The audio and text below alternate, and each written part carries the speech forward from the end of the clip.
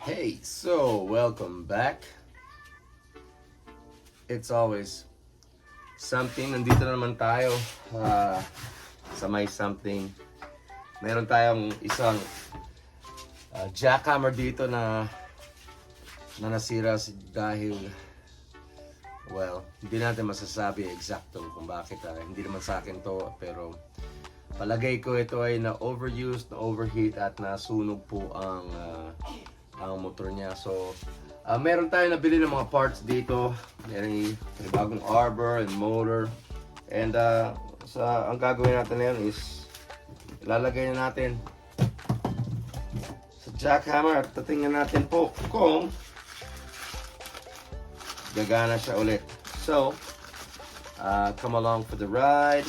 Tingnan natin kung ano yung magagawa natin. Ito po yung bagong motor housing niya. Bosch! At ito yata yung motor niya. So anyway, set up lang natin yung camera tapos tirahin na natin to. Well, ito na ang drill natin. Buksan na natin to. So try po natin na itong ibang camera angle.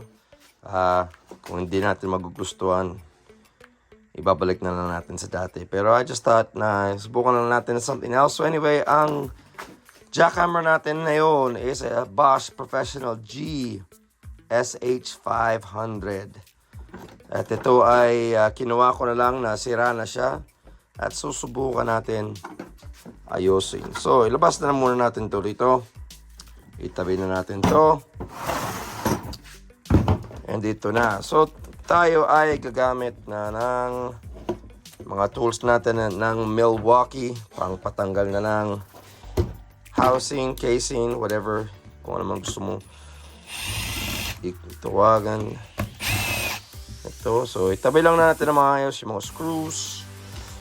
Pero ito, kung hindi ka nakagamit na ng jackhammer, ito ay magandang entry level jackhammer dahil hindi naman siya ganun kalakas compared sa mga malalaking jackhammer po. At sa mga small jobs po, ito ay napaka-perfect naman. At matibay po. Matibay naman po ang Bosch. Gawa po ng Germany. Siguro sa pamagitan pa ng China.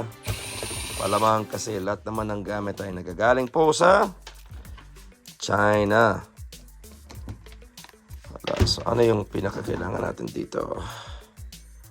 Pwede po yata flathead. So sige, kuha muna tayo ng flathead.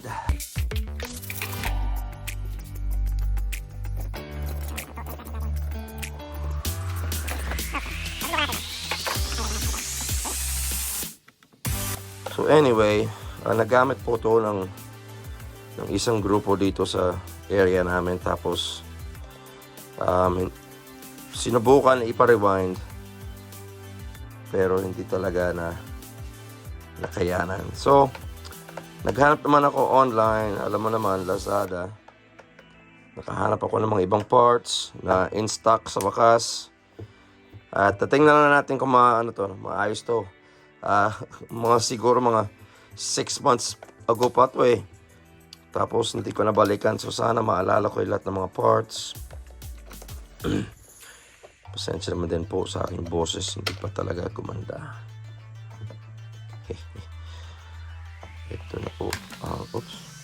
Ang case natin. Tabi na natin. Hindi natin makalimutan. Yun, naalala ko may dalawa pa dito eh.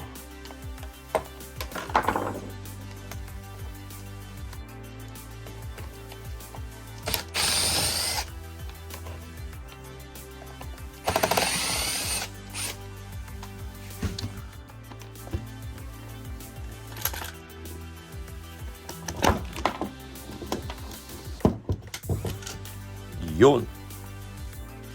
Okay, so yan yung spacer dito. Ganyan.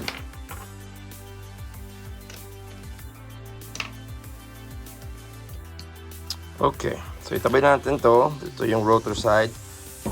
Hindi natin kailangan yan. Ang pinakakailangan natin is nandito sa loob. So for safety purposes, ibabalik lang natin to.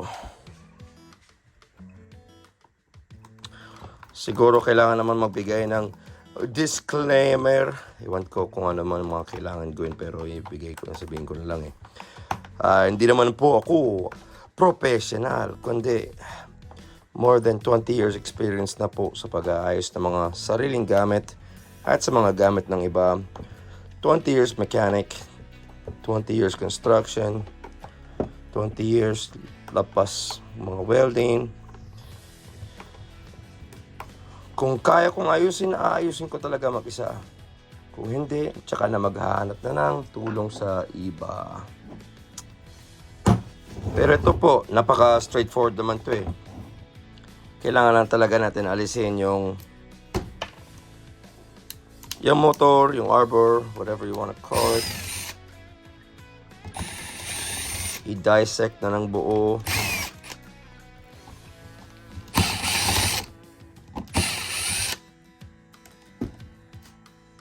Sabihin natin yan siguro. Kailangan naman dito. Uy, iba pala yan.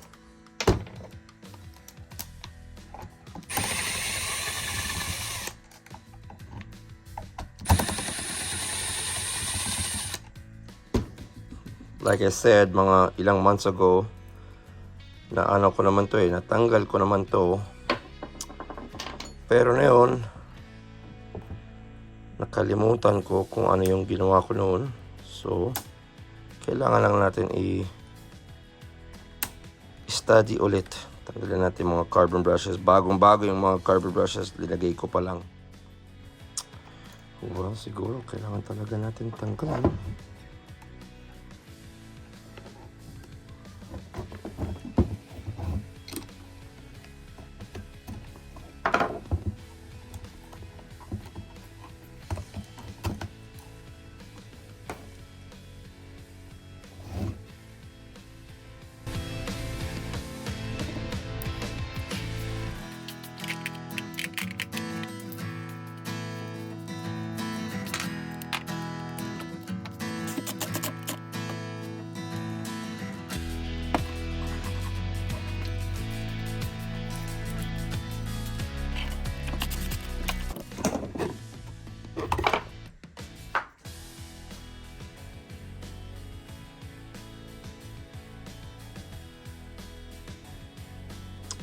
So somewhere in here, nasira.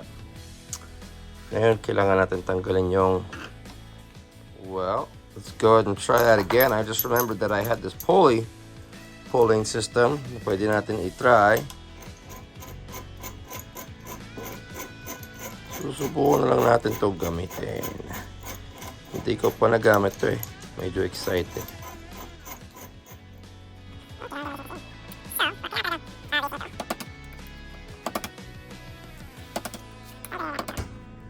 Sira naman to, so huwag kayo mag-alala.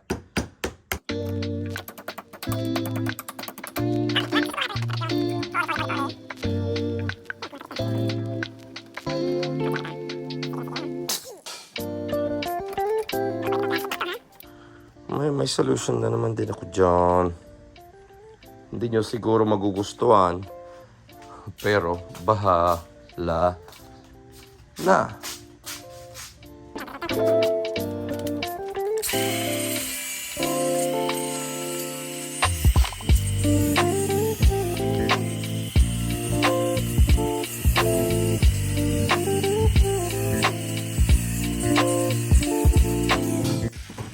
Okay, subukan natin yung pukpukin. You know.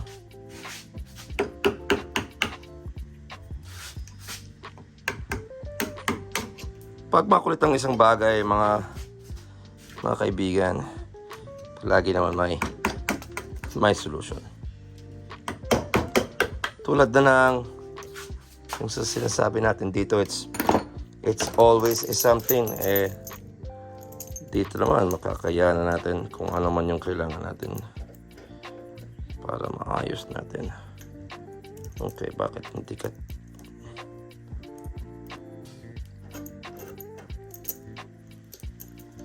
Pantay-pantay dapat, di ba?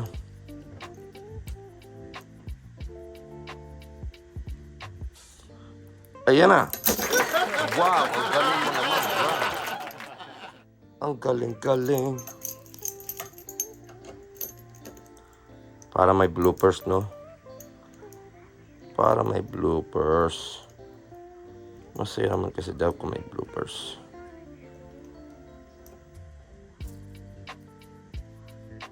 Okay. Well, nandiyan naman siya. So, susubukan po natin. Unti-untiin. Ay, hindi pa napalit yung sakit.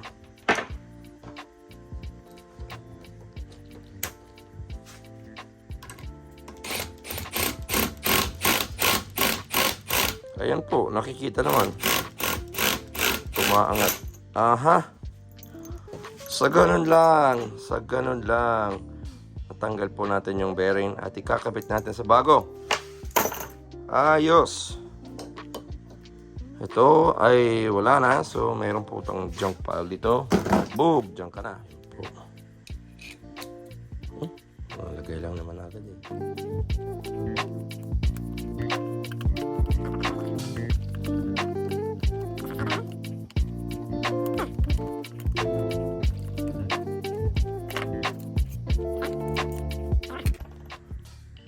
Tapos, lalabas lang dapat yan. So, ganyan yung papasok. Kukunin po natin yung bago. Lalagay lang natin kung paano natin ay tanggal itong isa.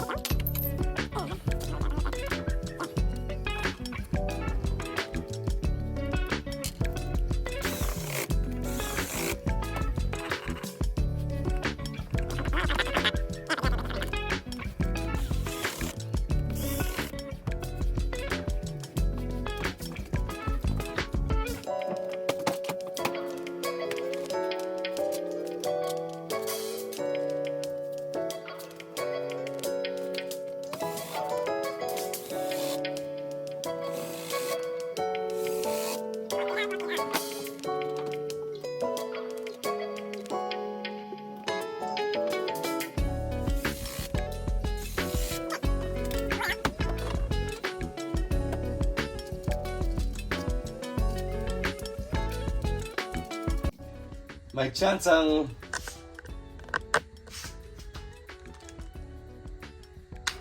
gumana. Yeah. At syempre naman, may chance naman na sumabog. So, tatingnan na natin. Moment of truth.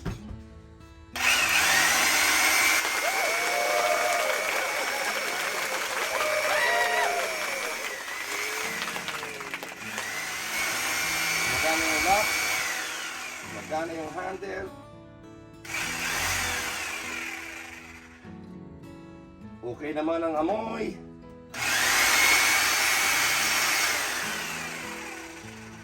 Well, ayos.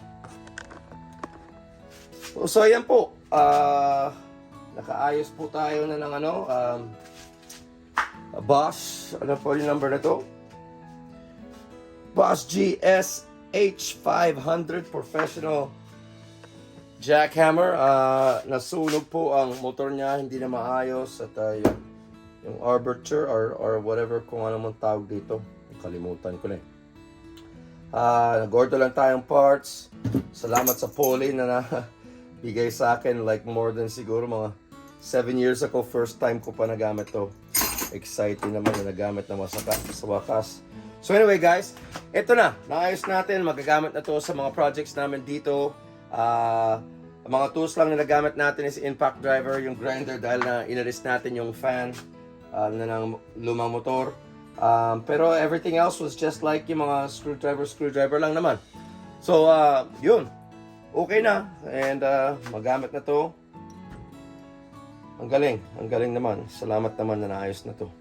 So salamat sa mga nanood at hintayin na lang po sa mga darating na mga bagong video.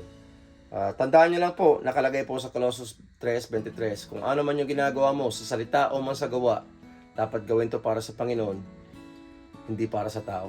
At sinasabi ko po sa inyo, mas magiging maayos, mas sagana ang buhay, at mas madali kasi, or mas maganda po, ipatuwain na lang natin ang Panginoon. So, tandaan nyo lang yan. And like I said, it's always something. We'll see you guys next time. Thanks for watching.